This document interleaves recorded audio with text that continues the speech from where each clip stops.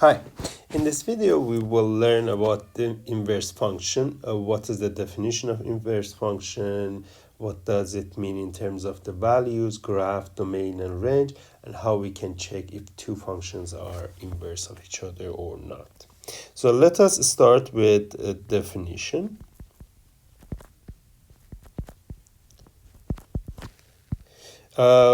We're assuming that we have a function which is one-to-one. One-to-one function. Inverse function is only defined for one-to-one functions. The inverse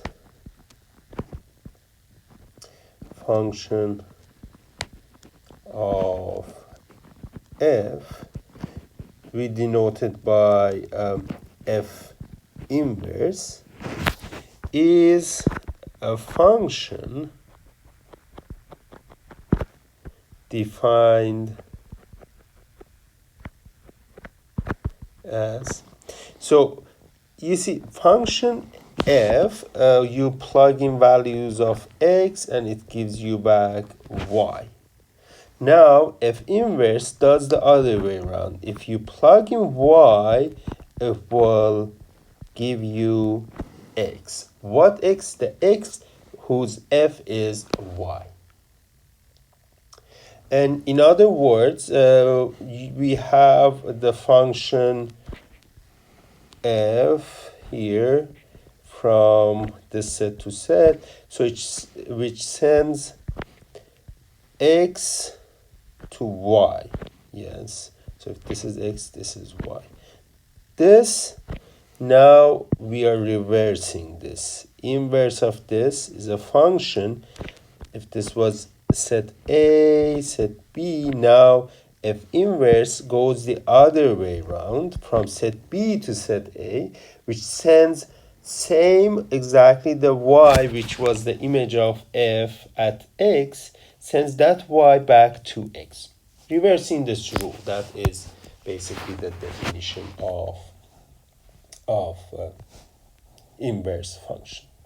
Well, so this basically tells us that example, that how the values of the inverse function is defined. And let's just do one example.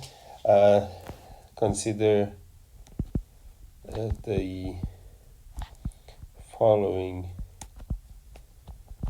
table of values for one-to-one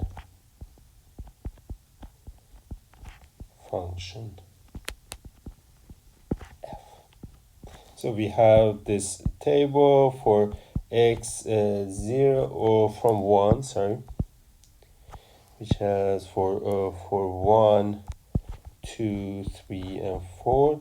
The values of function at these points are -1, 4, 2, and 1.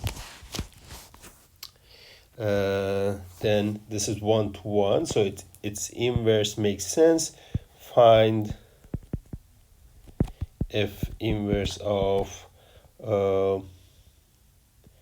1, f inverse of 2, f inverse of 3, and f inverse of 4. Well, this here, you see that the function sends x to f of x here. This is the function itself. Now f inverse will go the backward. So it means that, for example, for f inverse of 1, we have to see where the value is 1 for f, then go find what is the x for which f gets value 1. So here this is 4. F inverse of 2, well, it's here and it gets value 3. F inverse of 4 gets value 2. F inverse of 3, the function is one-to-one, so F inverse of 3 may make sense, but Here the point is that just using the table, because we don't have any value of function in this table which is equal to 3, we cannot use the table to determine the value of f inverse. So the table cannot give this value.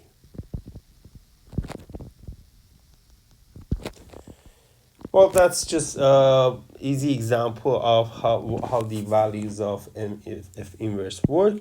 There is a few remarks I want to add.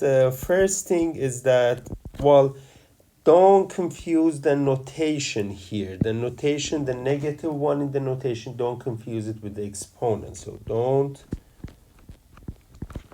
confuse the negative one in the notation of the inverse function.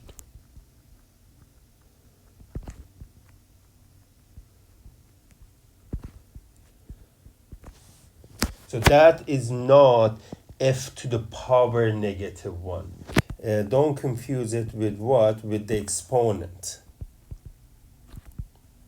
It's not f to the power negative 1. That, in other words,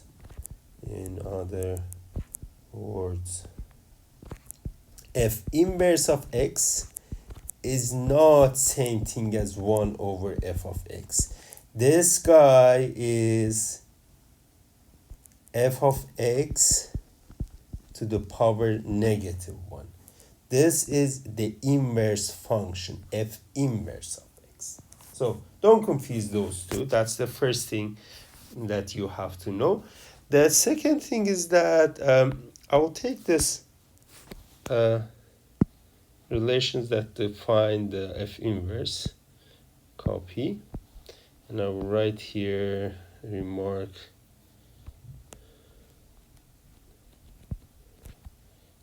two. Remark two, here there's an equivalent. These guys gives us very nice equivalent version of f inverse. You see here from the left, if we start apply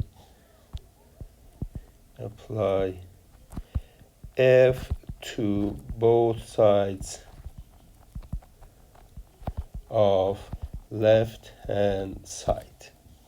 Left hand side is f inverse y is equal to x.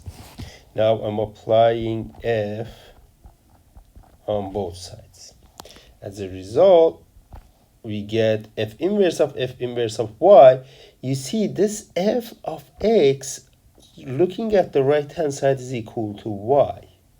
So what we found here is that if you combine f and f inverse, you get y back. And also you can apply f inverse to both sides of right hand side, and what you will get is that, well, the right hand side is this. You apply f inverse to both sides. Oops. F inverse of y. Then f inverse of y, we know is that x again, so that means that we have f inverse of fx is equal to x. These two relations that you see here, that when you combine f inverse with f, compose f inverse with f, you kind of get back what was the original value plugged in. So f of f inverse of y is equal to y, f inverse of f of x is equal to x. These two are equivalent to the definition of the function, and we can use this, we can use the relations, these two relations, to check if a function is inverse function of another function. How? Well, let's just do an example. You see how this work. Example. Show that the inverse function of f of x, which is 2x plus 3 over x minus 1, is this function gx, y plus 3 over y minus 2. Show this. Well, means what? Means that this guy is, we have to show that satisfies the property of f inverse. And that's enough to check these two properties. So here we need to check g of f at x is equal to x. So this is something that we have to check. This is first piece. First. So, well, let's just do this. G of f of x is equal to, g is what? Okay, so this was supposed to be, sorry, y here. So g is, this guy is, okay, so I plug in 2x plus 3 over x minus 1 for y in this formula. So it's 2x plus 3 over x minus 1 plus 3, that's y plus 3 in the numerator, and 2x plus 3 over x minus 1 minus 2 in the denominator.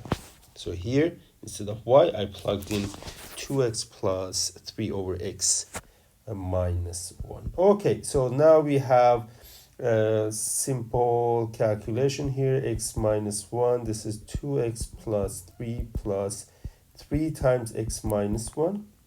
In the denominator, we have 2x plus 3 minus 2 times x minus 1 over x minus 1.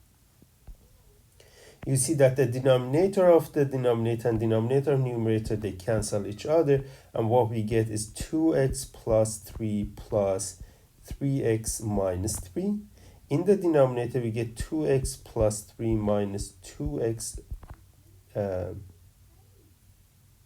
plus 2.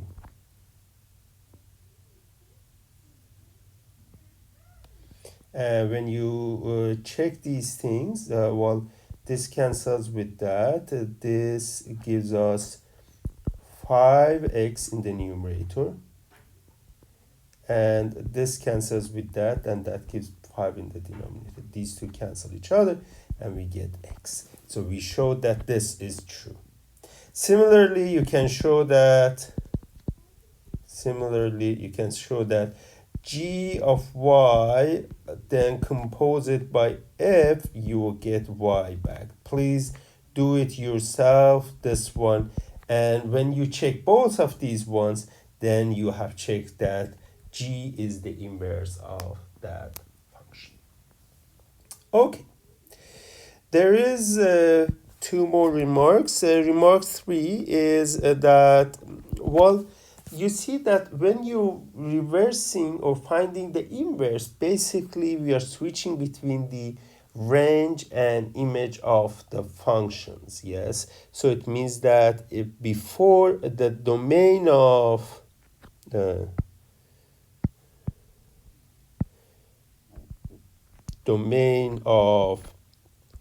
function itself, now it is going to be range of the inverse function, and the range of function, the original function, is going to be domain of the inverse function. And well, this is another important property of f, the inverse function, and it can be used actually to find range of f. This property property can be used, well, specifically this piece here, can be used to find the range of a one-to-one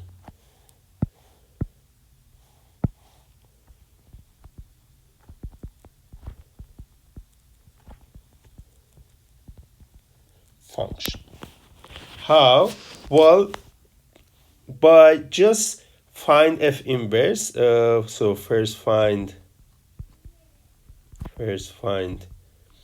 f inverse, or if you have the f inverse, then find the domain of the f inverse. If you have the domain, you know that the rules for domain is easier than rules for range. Range is very crazy, and finding range is always a difficult task, but finding domain is usually easier. So if you have f inverse, you can find the domain of f inverse, and that would be the range of the original function. So let's do one example also for this. Find the range of this function f of x equals to 2x plus 3 over x minus 1. This is the function we just checked in the previous example, that y plus 3 over y minus 2 is its inverse. So we know that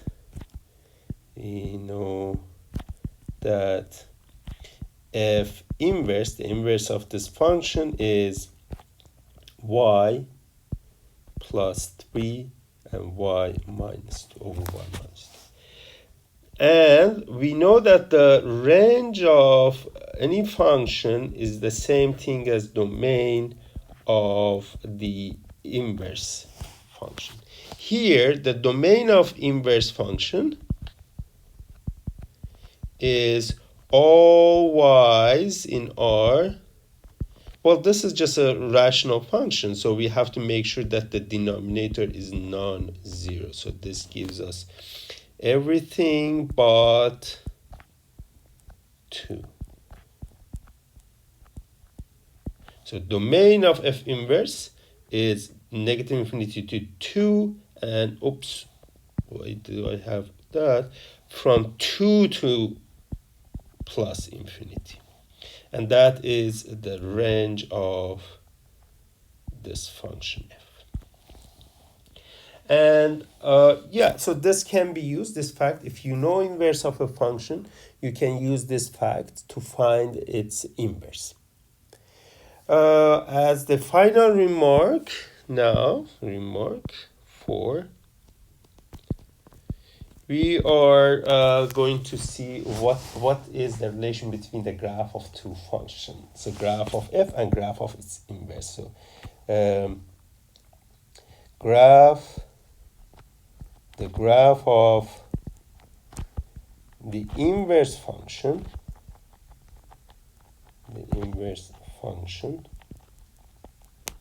f inverse, is obtained by reflection of the graph of the original function f about the line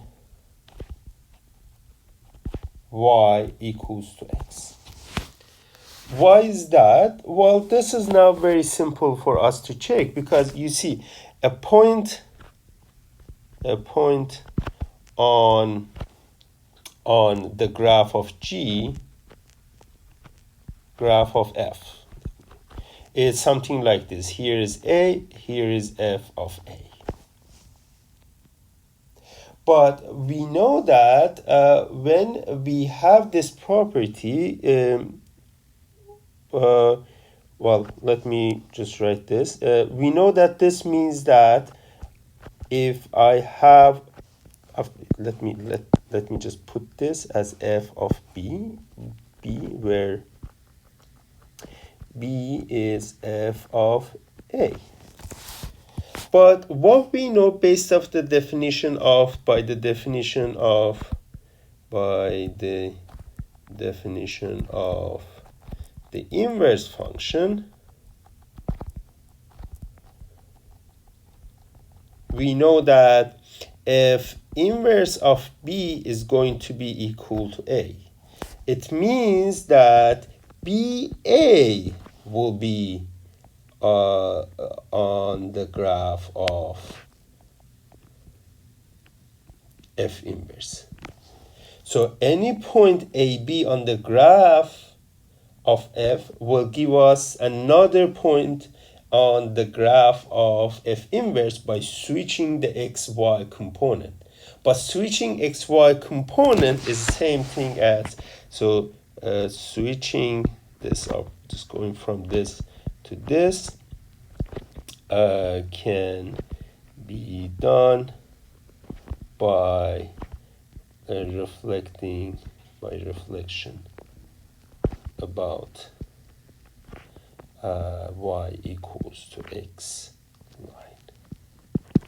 So if you have the graph of your function, original function, like this, let's say something like this, then you just draw the line y equals to x, something, this is y equal to x,